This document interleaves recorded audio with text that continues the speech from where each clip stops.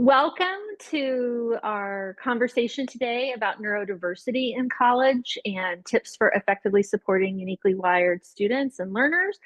My name is Callie Turk. I'm the co-founder and board chair of a nonprofit organization, REAL, and I'm so excited to be joined today by colleagues from Landmark College Success Center and Landmark College, who will be talking to you about this important topic. We'll be sharing Sandra's perspective as the leader of the Success Center about helping kids be ready for college, and just a lot of great background information on neurodivergent learners. And then I'll be sharing the parent perspective, and Daniel and Talia will be here to share the student perspective, and also here to answer questions along the way. So what we're going to do is go through just this little welcome here, and I will tell you a little bit about how this came to be. Then we will have Sandra talk about traversing the college search. I'll do the parent perspective, then we'll have the student perspective. That open Q&A, please just put your questions in the chat. We'll be monitoring that as we go through. Probably save most of the questions till the end, unless it's something we really need to address urgently and right away. And we do have some pre-submitted questions that were really great. So appreciate everyone for the thought you put into this. Just to give you a little background about who REAL is and why we wanted to host this session with our friends from Landmark Success Center. We are a Silicon Valley-based nonprofit. We really support families and educators of both neurodivergent and twice exceptional learners and help them thrive in school by raising both their families' awareness and their educators' awareness of how to work with them using research-based strategies and programming. So for educators, we're providing resources, workshops, and all kinds of programs so that 2E learners and neurodivergent learners can be successful. And with families, we are providing support groups and organizing and disseminating events and tools to help parents really help their kids. And this whole session came out of an educator engagement that we had with a school in San Francisco that was really putting a year-long emphasis on doing a better job of supporting their neurodivergent learners. And when we were talking to them about the kind of work we could do, they were mentioning that their college counselor in particular had been looking for resources to do a better job supporting neurodiversity, but wasn't really having a lot of luck finding what they were looking for. And I thought, well, we could do something about that. So if we can do something about that, let's do something about that. Let's get some more information out to college counselors in Silicon Valley so that they can be supporting their neurodivergent students in this process. And I couldn't think of anyone better to partner with on that than Sandra from the Landmark Success Center. And she'll be talking more about what they do, but they are really working all the time with kids who are on this journey and their families. And they're seeing it from that perspective, as well as being part of a college that supports students who are neurodivergent. So she just has such an immense set of wisdom to share about this process. And I reached out and said, let's do it. And she said, yes, let's. And so here we are today. Some of you may be wondering, I keep using this term twice exceptional, and you may not be familiar with that term, and we like to use anytime we have a chance to talk to educators just to expand awareness of twice exceptionality. Sandra's going to talk a lot about what neurodiversity means. Within neurodiversity, there's a profile of a learner that has both distinguishing strengths and complex challenges. So they may have been identified as being dyslexic or having ADHD or being autistic. They may not have been identified as those things yet. Very often they are misidentified or not identified because they may also have some distinguishing strengths, some high ability or potential in one or more area. They may know everything about World War II, be able to write amazing poetry. They may be ahead grades level on reading, but they can't write anything. So they're very complicated students because everyone is expecting them to be able to do a lot more academically than they may actually be able to perform. And so sometimes those distinguishing strengths and complex challenges mask each other, and they combine and interact in very different ways, making them very unique learners and often some of our most confusing, perplexing kids. But many of them would like to go to college and have opportunities to pursue education in their areas of interest, and we want to make sure that nothing holds them back. So we don't want any neurodivergent student to ever be held back from what they want to do in their lives. And we like to just make sure people know that there are these 2E kids out there who may not have been identified yet as having a learning difference, or may have been identified as having a learning difference, but haven't been seen for their full strengths. And that's sort of what we mean by twice exceptional. And I've already explained to you why this session, and I'm going to hand it over to our friend Sandra from the Landmark Success Center, who is going to give us an overview of neurodivergence. Thanks so much, Callie. It's really a pleasure to be here today, collaborating, of course, with the Real 2E team and Landmark College Success Center. I'm going to go ahead and share my screen now. I do have some thoughts to share with you today.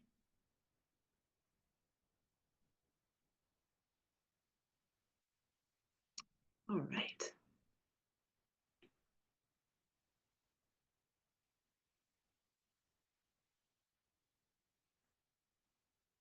Right. I think Callie mentioned this before, but once again, we're here today to discuss traversing the college search. What might that look like? And again, it's a pleasure to be here today with Callie and the other participants from Landmark College. These are current students who are going to share their journey with us. My name again is Sandra Fishler. I'm the Landmark College Success Center Director. And I'll tell you a little bit about Landmark College for some of you who may not know. For some of you, it might already be review. But Landmark College has been around about 40 years, educating students who are neurodivergent and doing it quite well. We are in our 40th year this year and celebrating an anniversary. And about 4.5 years ago, they decided they wanted to have some representation here on the West Coast. So the Landmark College Success Center was born out of that concept. And so we have a team of learning specialists who provide executive function coaching, academic support, college level reading and writing skills, transition skill building skills to and through college, as well as social pragmatics workshops through the peers concepts and curriculum. Peers standing for the program for the education and enrichment of relational skills. So here's my contact information. If anybody needs to reach me, please feel free to contact me. And as Callie mentioned, you'll get a copy of this presentation. So we'll start off with a quote from Albert Einstein. And he shares that everybody is a genius. But if you judge a fish by its ability to climb a tree, it will live its whole life believing that it is stupid. And my guess is that you probably have a couple of students feeling a lot like a fish trying to climb a tree when they think about entering this college search process. Let's go over a couple of terms first. The first being neurotypical. This is what a society may consider neurotypical as being the typical brain development with cognitive and intellectual functioning associated with thinking, behaving, and processing information. Neurodivergent. This is what society may consider atypical brain development, cognitive functioning. An individual diagnosed with dyslexia or dyscalculia, autism, or ADHD, or those 2E individuals that Callie was mentioning earlier. And what is neurodiversity? Well, neurodiversity is all of us. All brains function differently. This diversity, of course, is natural and beneficial to us as the human species, and these differences should be accepted and viewed as not as something that needs to be fixed, but rather something embraced, and changing the conversation to help our students recognize and acknowledge those strengths is the beginning of the process to heading off to college. So let's put this into context. So what are the prevalence of students with learning differences? And you all work with students of all different abilities. And so you probably know this quite well, but 1 in 5 students have a learning difference, as reported by the National Center for Learning Disabilities. 1 in 15 have an IEP, and 1 in 42 have a 504. But we all know that there are still millions that are undiagnosed. So let's talk a bit about graduation rates. Graduation rates for the neurodivergent college students remain low, lower than the neurotypical students. There's about 49% of students with disabilities. Again, those I described earlier with diagnoses such as autism, ADHD, 2E students as well. So 49% are completing their college programs. This is in contrast to what has been reported by best colleges as the general graduation rate at a four-year university or institution at 62%. So what might be some of the barriers to that persistence? And again, I'm sure many of you are already thinking, you have some in mind. There might be limited access to supportive resources. That could be something holding a student back. It is possible, and faculty and staff work so hard and we want to recognize them, but it could be that maybe they don't have sufficient training in working with the neurodivergent student. There might also be some reluctance from students to disclose their neurodivergent status, maybe fear of stigmatization or just lack of awareness of what they may need should they disclose that. Well, the path begins with self-knowledge. And as an education professional, these are ways that you can help. First, helping your young student find that self-awareness related to their strengths and identifying those areas of challenge and understanding their identities and their diagnoses. Fostering recognition of supports that might be available at the college that they're planning on going to or planning to apply to. Maybe they're entering a gap year program, recognizing supports there, or even just the work environment and what might be recognized there. Encouraging participation in programs to help students better understand their LD and articulate what it means and learn the strategies to support it. And lastly, helping your young students strengthen their ability to articulate their LDs to others, maybe even offering an opportunity for them to role play with you to help build their confidence in expressing and articulating them. They may want to consider disclosing. So as they build that confidence in articulating, some things to consider. Unlike high school, a college will not know about a student's LD unless specifically told by the student. According to the National Special Education Advocacy Institute, undergraduates who wait until after their first year in college to request accommodations were 3.5 times more likely not to graduate within 6 years. Imagine additional cost associated and just diligence and determination needed from the students. And then also considering that students don't outgrow their disabilities. And again, maybe many of you educators know this already, but oftentimes students think, well, that's how I was in elementary school and high school. I don't have that anymore. I'm headed off to college. Again, you don't outgrow your disability. You learn how best to work with your strengths and addressing your challenges. So let's look at some of the legal drivers and compare what may be driving the secondary education experience and what might be driving the post-secondary education experience. So the secondary education experience, IDEA, or the Individual with Disabilities Education Act, is the driver. Success and reaching targets are paramount to the IDEA Act. Schools take the lead. They identify and provide intensive supports. Parents are encouraged and are often the advocate for their young student. And often, teachers and staff are all aware of a student's disability status. That in comparison to the post-secondary educational experience or college. So what takes over there with the driver is the American Disabilities Act, or ADA.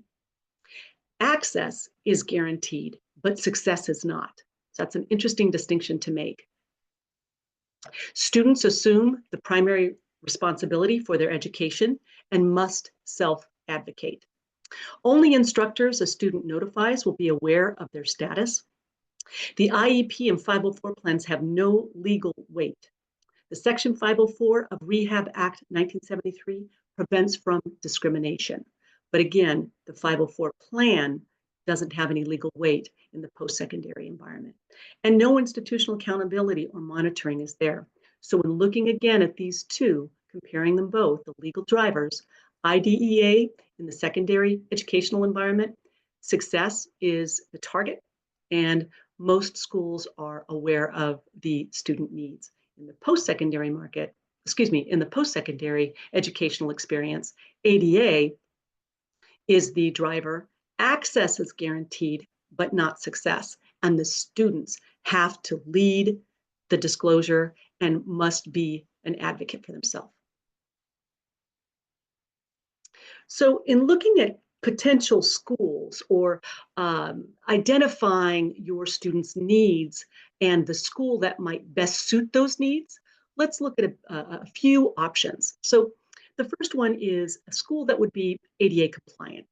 And this is a school that meets the ADA requirements. There may not be any additional cost associated. There would be a small number of staff devoted to the student, a neurodivergent student who has disclosed. There might be academic centers for writing, possibly math. There might even be a reading center. It's peer-based tutoring for the introductory courses. And likely there is and once again, the student must advocate for services. And who does a fantastic job in this arena is the community colleges that we have around us. And we have some amazing ones in the area.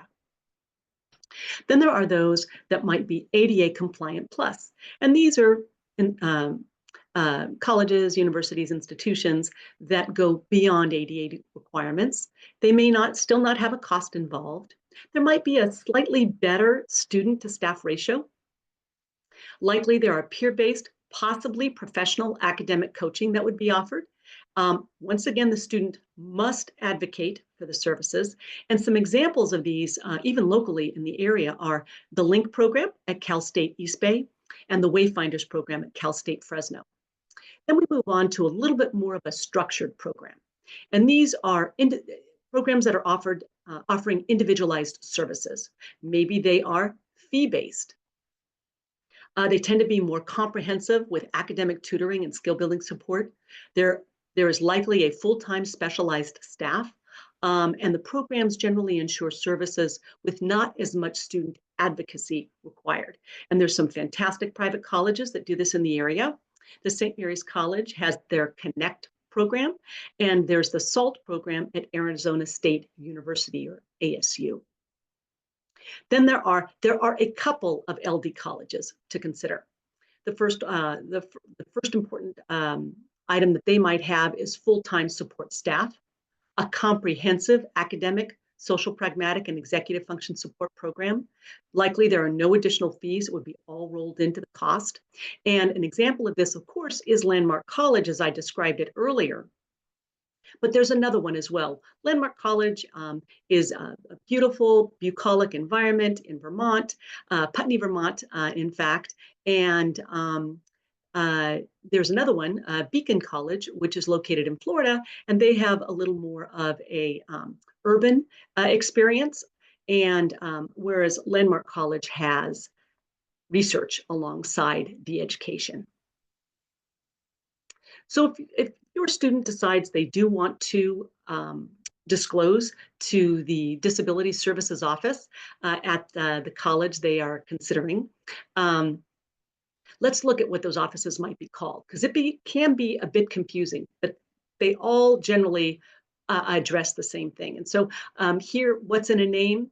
Well, I think that was said by William Shakespeare, but oftentimes it's called a Disability Support Services Office or an Accessibility Resources Office, and I've got lots of other names here for you to choose from, whatever might work for any particular school. But to make it a lot easier on your student, you can search the school's website and type in disability, and you'll find out the name of that particular school's Disability Services Office. So aside from deciding to disclose to the Disability Services Office, other supports on campus should be considered in the student's application process as well. And looking at whether or not the school has tutoring services or study skill workshops, maybe some sort of academic coaching, such as maybe a writing center or even some reading supports. Do they offer assistive technology? That can be very helpful to a neurodivergent student having difficulty either reading, maybe they need some sort of text-to-speech assistive technology. So looking at possibly having some assistive technology as part of the school. Maybe some mentorship programs or honorship societies that might be important to the student. Of course, looking at support groups such as counselors and advisors. Not forgetting about social programming and clubs, maybe sports associated. And then looking to the orientation services to identify and share where to find all of these different departments on campus. And then the last one there is the dining services. Oftentimes, this is overlooked because students don't consider this as a support. But if somebody does have dietary needs, the dining hall can provide support there oftentimes. Let's switch gears a minute. A very famous neurodivergent author, inventor, and advocate is Temple Grandin. And she shares that the world needs all kinds of minds. Important to note, oftentimes the neurodivergent student has some executive function challenges. Not all, but many. And so to that end, considering executive function support is something every student should consider. Those that are challenged with executive function, I'll say, should consider. So executive function is the management system for the brain. And Zalazzi, Blair, and Willoughby offers that can be defined as an attention regulation skill needed for conscious goal-directed problem solving. So you need to be able to identify your goal and problem solve to reach that goal, executive function. So if someone's having difficulty in executive function, what might that look like? So if someone is challenged, it might be an individual having trouble managing their time or starting or completing projects and tasks. I'm sure you've come across many neurodivergent students who have completed their homework and it sits in their backpack. They haven't turned it in. That's an important task to work on. Maybe having difficulty prioritizing those tasks, what's more important than others, following directions, maybe having difficulty with rules and routines, maybe difficulty organizing tasks or thoughts, or even having trouble planning for those long-term projects. And, you know, we had a recent client of ours at the Success Center who was in college for visual arts. And she's really challenged with studying her notes from her classes. From the classes with lectures. And so what the learning specialist did was help her to pull those concepts together and map them out visually so she could learn the tasks that way. And so again, that's something that with planning, you can scaffold the tasks needed to reach that long-term project. I identified supports that you'll find on campuses, but oftentimes families consider a team outside of the school as supports. And executive function coaches can be a good place to start. Again, the Success Center does that, but there's many others out there that do a great job, something for a young student to consider. Maybe they're looking at a life coach who can help them identify goals and reaching those goals. There's also independent living trainers out there for that college student that isn't quite ready to manage all of their independent living skills. There are trainers out there that can provide that support. Even peer mentors can be a guide on campus for that young person as they consider transitioning onto whatever school they decide to attend. And then, of course, incorporating therapists as needed.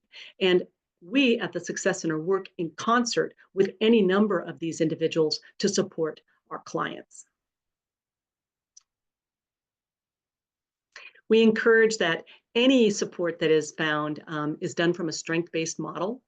And strength-based models are ones that emphasize the positive aspects of the student effort and achievement, as well as what their strengths are. And I mentioned a moment ago the project that was mapped out the lecture that was mapped out in the form of visual aids for an individual. That's a way of building upon an individual's strengths and addressing their challenges. Really, more specifically, strength-based is taking what a student possesses as a strength, leaning into that, and then addressing challenges from there. And Lopez and Lewis offered this description. So how best can you, as an education professional, help prepare your students as they consider putting together a roster of schools and trying to figure out what might work best for them to ensure a successful transition? So one of the first things is, how can you help your students articulate their needs and identify those colleges and transition programs to apply to, which more closely matches their needs? What might be some open-ended questions that you could ask your students so they may better prepare their list of possible schools? And this is just one sentence stem here. Tell me about what kind of environment you like to be in. Is it a large environment like a city, or do you prefer something outdoors? That's just one example. Consider helping with their homework submission, with their paperwork submission to the Disability Services Office, and remind them that they are the expert on them, helping them to understand that they have to advocate for themselves. They are the expert. And then as they look to develop that list of schools, what might be on that list? Addressing their student learning needs. That's one of the items that should be on their list. Identifying what environment, again, is, and many of these you're already doing with your students. These are just in addition to, if you're not doing this already. What kind of degrees are offered and what might be desired? What kinds of support centers are on that campus? That is really an important factor when you consider the students' learning needs. What clubs could be related to their major or their interests? Again, building their transition to be positive so they can find people, like people with their interests. And then, of course, considering their social interactions. What kind of groups might be there that have some common interests? And again, preparation and consideration, of course, makes for a better first-year transition. So I mentioned a moment ago about providing open-ended questions, which I know many of you do this already, but what you'll find on the screen here, and again, you will get a copy of this presentation. These are some sample questions that you could use. For instance, if you wanted to inquire about what sort of support services one of your students was interested in identifying, you could ask something such as, what types of academic support services are you looking for? And maybe in terms of transition support, what type of transition support do you think you will need as you move from high school to college? So you'll get a copy of these, and you might find these helpful and add them to your arsenal of questions you likely are already asking your young students. So I want to thank you all for being here. Thank you, of course, to the participants. My name is listed once again here, along with my contact information, and I will turn it over to Callie.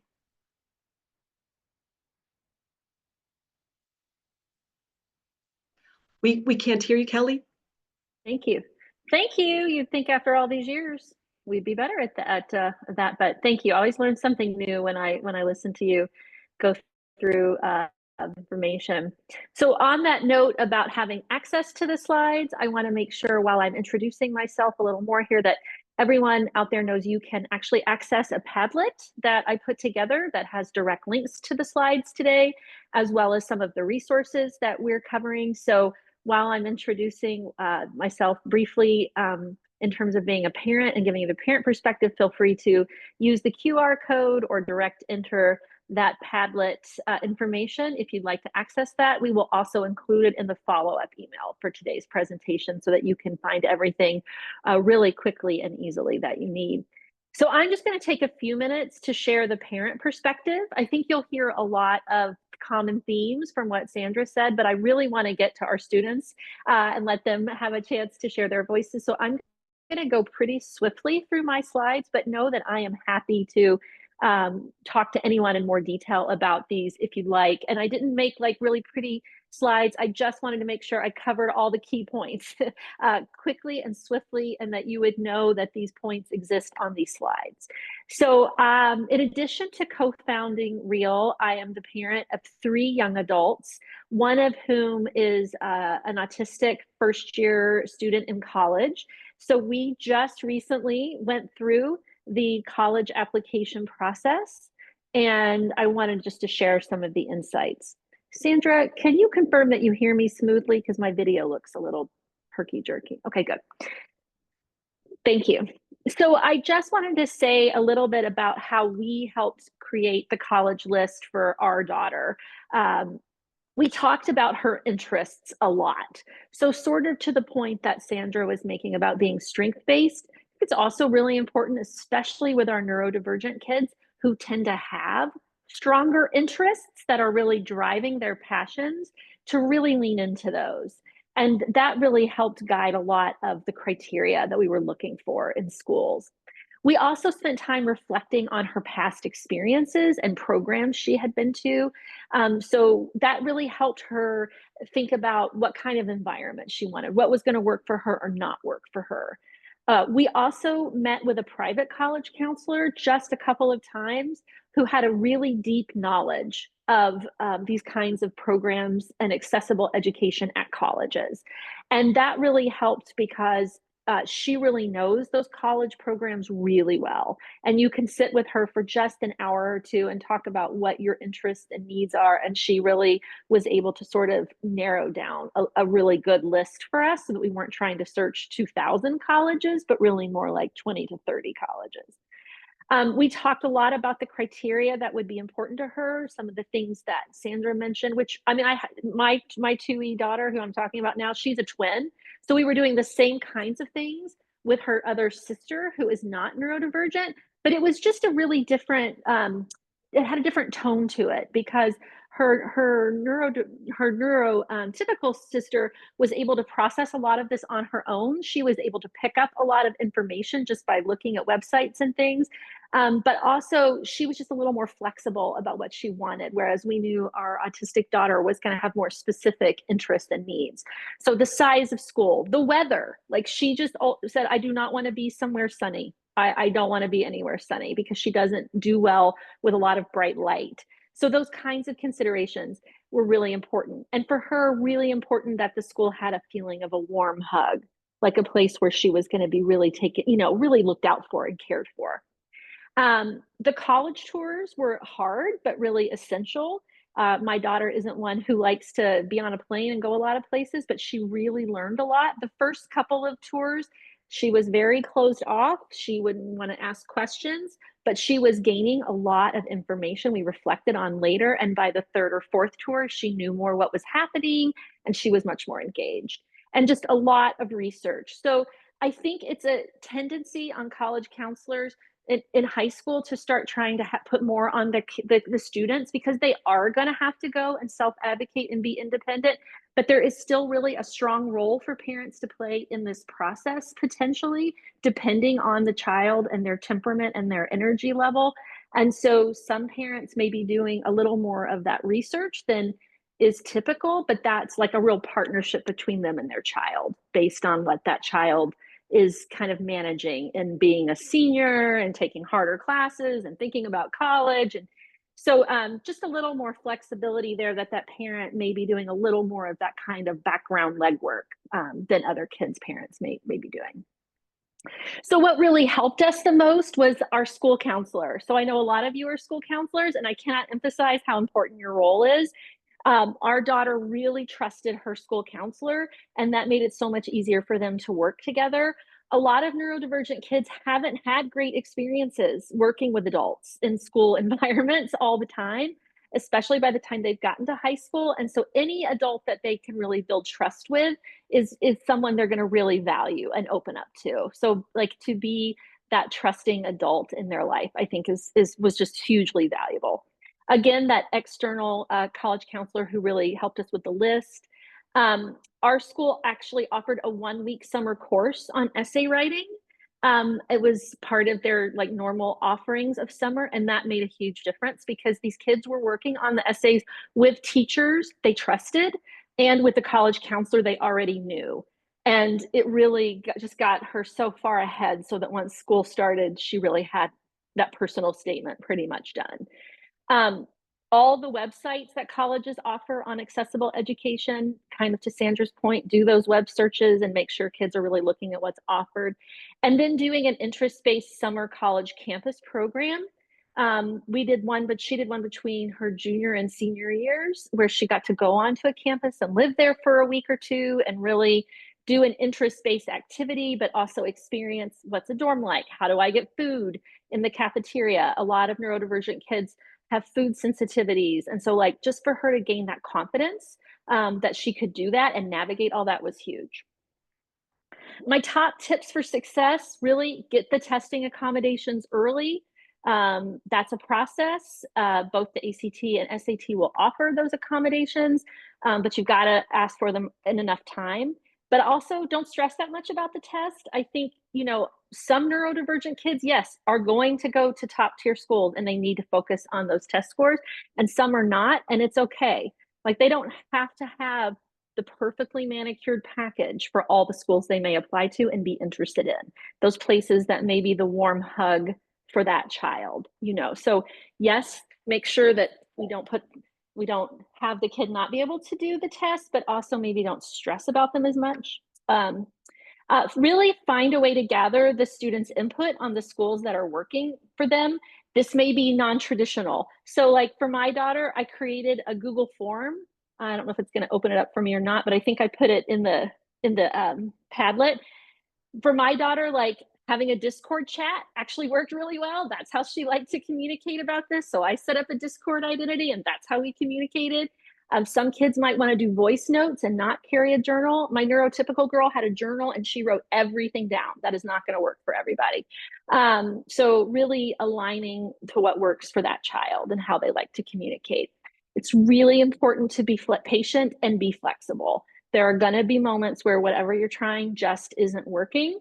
And there's just, we reach these breaking points and really use that collaborative problem solving. Talk to the child, figure out what would work better.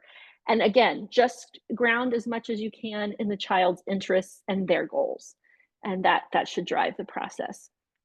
Common myths we ran into along the way that I want to dispel if possible.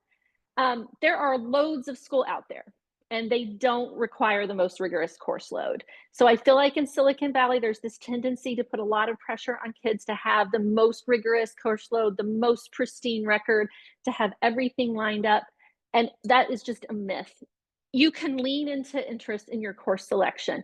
This really reinforces that story of who the child is. And we found schools really were much more interested in that than whether that child had taken the most selective course load. Most schools want these kids to be themselves.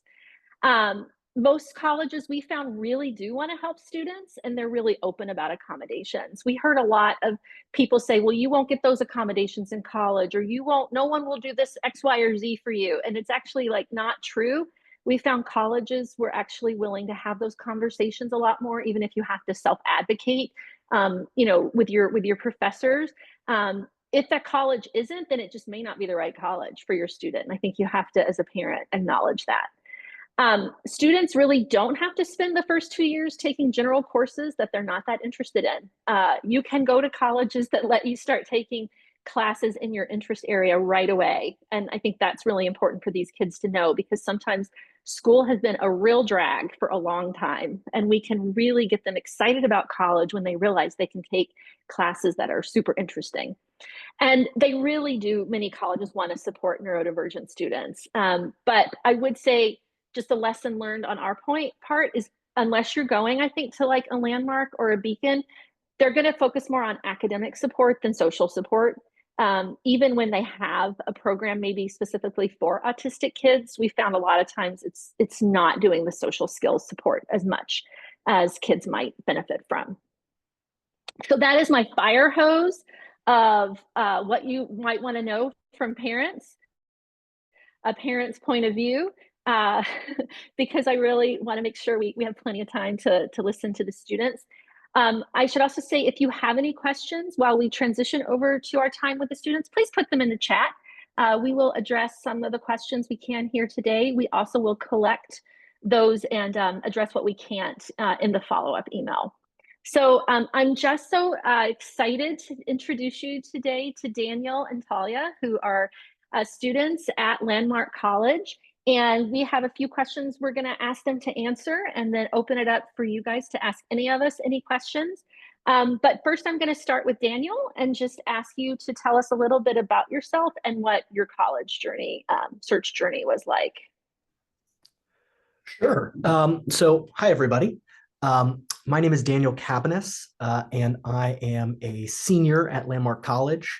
And I am also a campus ambassador, as is Talia. My experience, first of all, in the case of self-disclosing, I have ADHD and I also have a visual processing disorder. I'm a student who was diagnosed relatively late.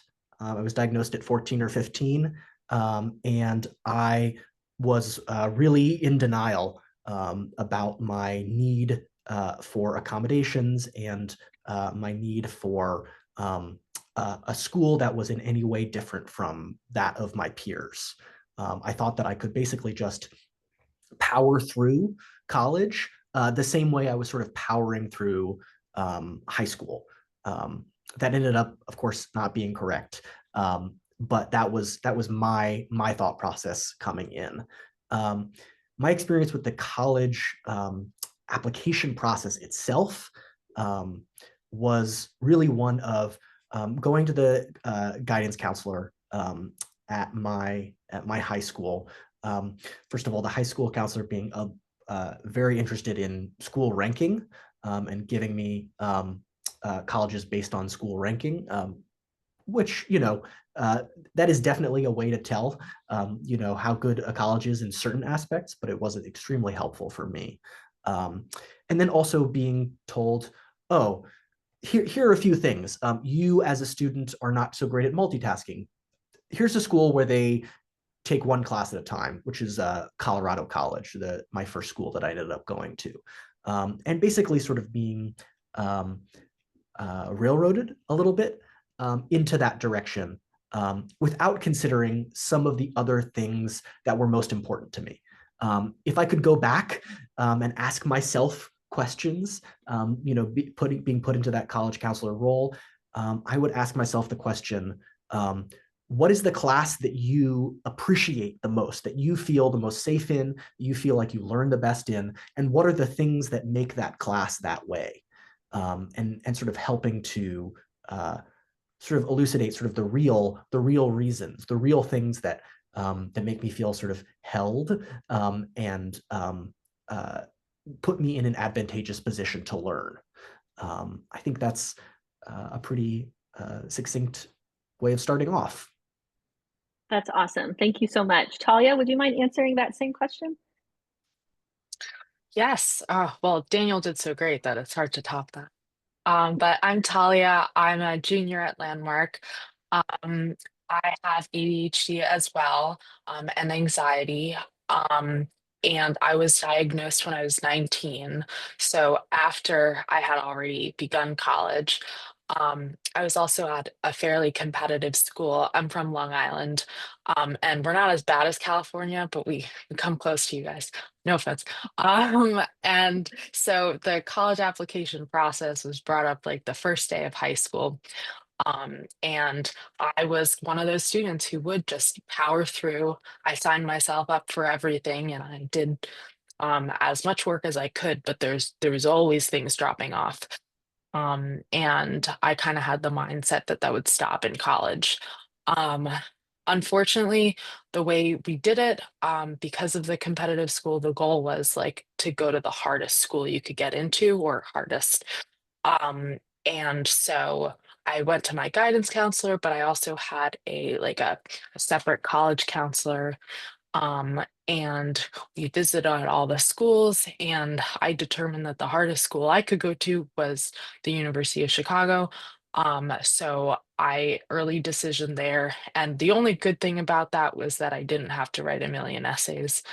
Um, but because if I had to sit at that kitchen table with my parents for much longer, I don't know if any of us would have made it. That was a rough experience. Um, but I went there and it wasn't the right fit for me. So I would say my biggest thing is don't go to the hardest school you can get into.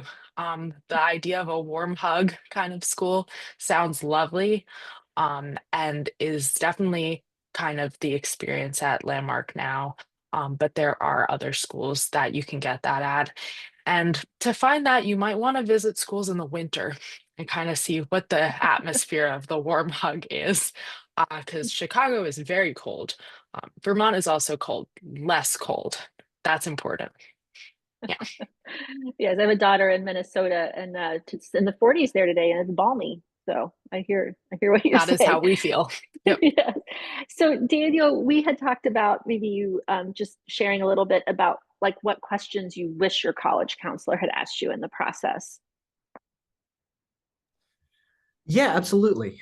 Um, yeah, so I mentioned earlier about talking about what makes you feel like you're in sort of the best place for you um, in your academic life. I think that's a really important question to ask. Just the simple like, who's your favorite teacher? What was your favorite class? Why? Right? Getting myself or getting a student to really sort of understand and grok like just not just that the class was great, but like break it up into individual pieces and figure out sort of the oh yes, this thing in particular, the small class sizes was why, or the teacher had a lot of one-on-one time with me and that's why, or something like that. I think another thing that is really important is I really wish I was asked more about like what my interests were and sort of what are the things that when I am struggling with executive function skills or things of that nature, what are the things that are in my mind that keep me going? For me, that's chorus and a cappella. And I held on at my first school for 2.5, almost 3 years, despite all of my challenges and never going to get academic support, even though I really should have, because I was running an a cappella group and I knew that people really relied on me. And I knew that if I failed out, then I was going to have to explain to a bunch of people, like all my friends, why I couldn't run this thing anymore, right? And so really sticking with what are those things that you are so passionate about that they will sort of propel you through your college experience. I think those are really important. And I think that those can be sort of a starting point for figuring out what college is right for your students. Well, I love that too, because like there's a lot of research that shows too when people who maybe have executive function challenges are doing things in their area of interest or passion, they actually are practicing more of those executive function skills and making more social connections. And I love that idea of that accountability to other people that's like baked into what you're doing. That's awesome. Now I want to hear you sing, but we won't ask you to do that today. Uh, so Talia, how did you evaluate Landmark and other schools? And so what's some of the important information to look for when you're evaluating, and what do you wish you looked for? Because it's so overwhelming. Definitely, it's very overwhelming. And though, so there are things you can find on like college websites that you might not think you'd be able to find, like how supportive is the academic support center? And for that, you're going to want to look at like how many people are working there? Are they all peer tutors? What's their experience like? Do they have experience working with neurodivergent students, or were they just former English teachers? Both are great, but that Mm. serves a different purpose. How connected is the academic support to disability services? Disability services is very like understaffed at so many schools.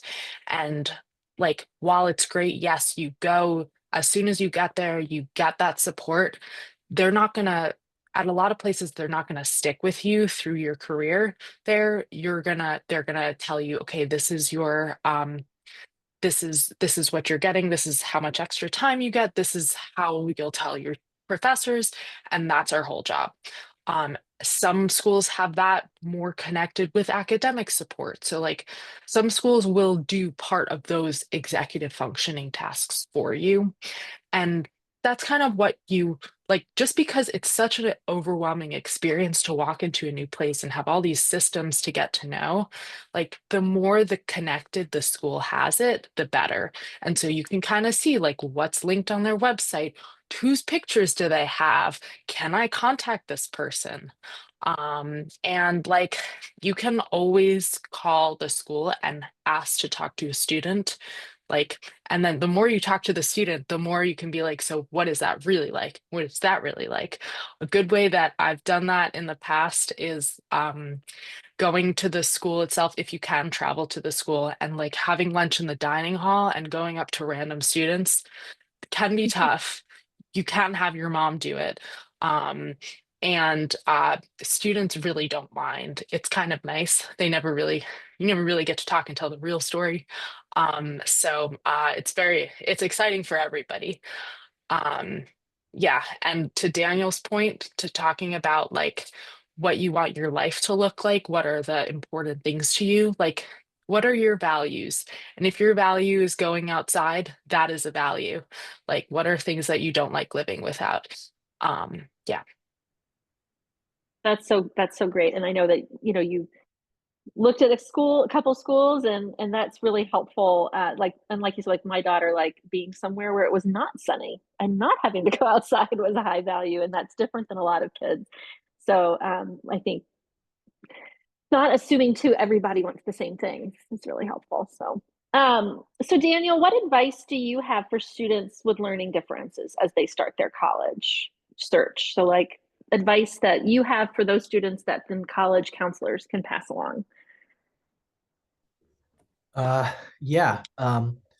Don't do what I do. I think really my advice for students, and I know this can be tough because there are certain times when things have to start, right? When, like getting into junior year and SATs, ACTs, all that sort of stuff.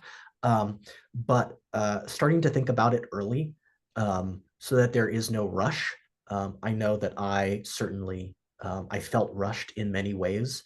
And so because of that rush, felt pressured into making a decision and convincing myself that I liked that decision.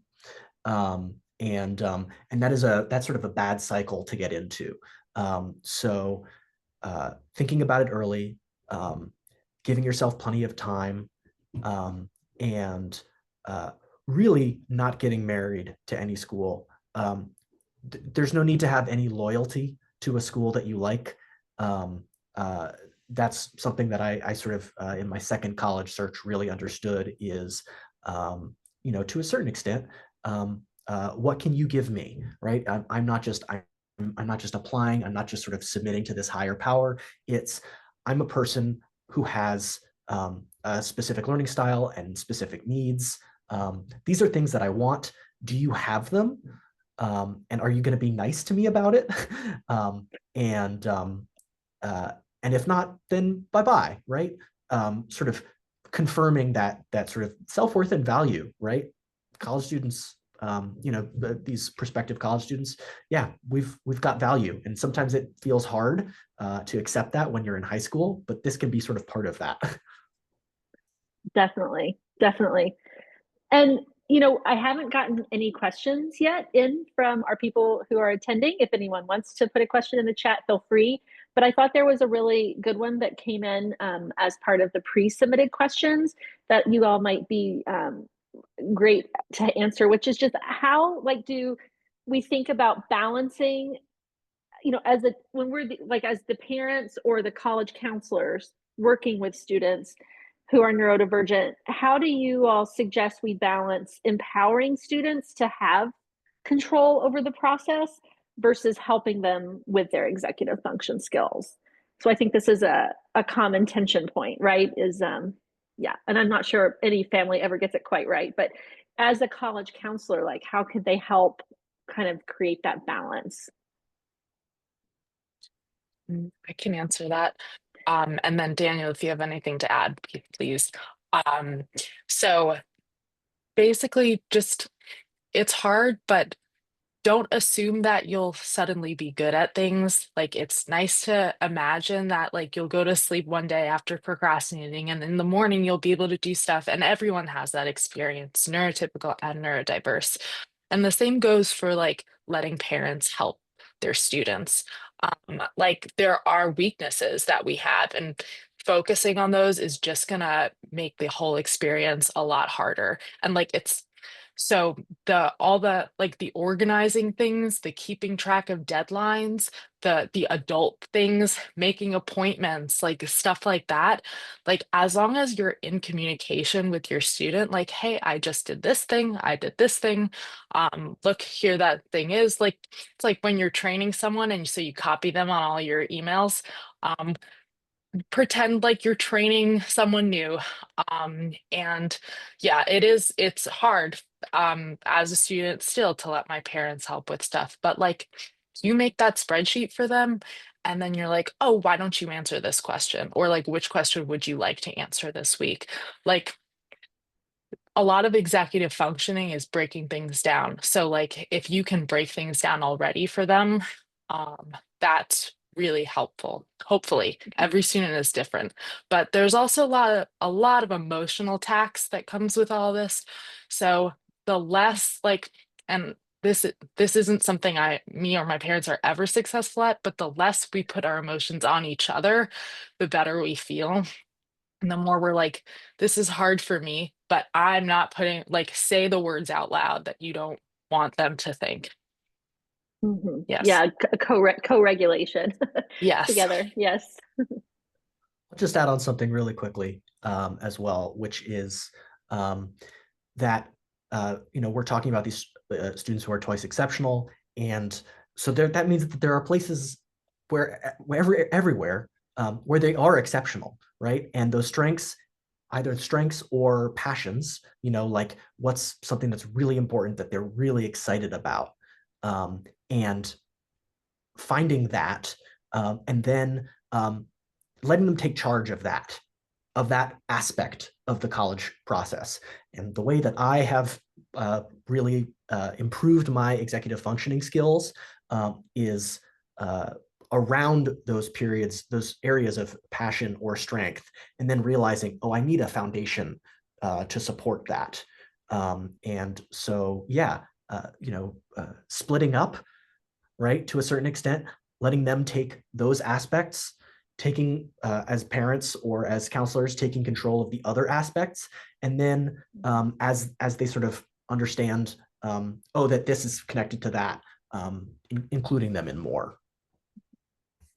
And Sandra, I think you might have wanted to weigh in on this question as well. You can have the last word as we wrap up. I was quite frankly, I was so enraptured in what both of you shared. I think finding the balance and exactly that is so hard. Leaning into your strengths is so important. And I love that, Daniel, you're right. It's not just interests, it's passions, right? Taking that and leveraging it, leaning into it, saying, what would work best for me? And really, without being dazzled by going to the hardest school, as Talia was mentioning, or going to this school that everybody thinks is so cool and we've got to go there, or maybe a family member went to a particular school and so you feel compelled that you have to go. Kind of setting aside all of that outside noise and really leaning into your strengths and what you are passionate about and interested in, I think is a way to find the most balance. And of course, scaffolding and breaking down those tasks is essential. So. Yeah. And we're going to wrap up here because it's exactly 2:30. And I really just appreciate all of the wisdom and insights that all three of you shared today. I hope everyone here walks away with this belief that neurodivergent kids can be successful in the college application process. And as long as we are reminding them to take joy along the way, and we're seeing it as a learning experience for everyone, and scaffolding and partnering and collaborating between parents, students, and their counselors, it can really be an affirming process, and kids can learn a lot about themselves and feel good about the decisions they're making at the end of the day that are going to impact the rest of their lives. So thank you all for coming, for the important work that you're doing to support neurodivergent kids in reaching their goals and dreams, and to our 3 speakers today for just sharing so much of yourselves and your experiences with us. Have a great day. Thank you.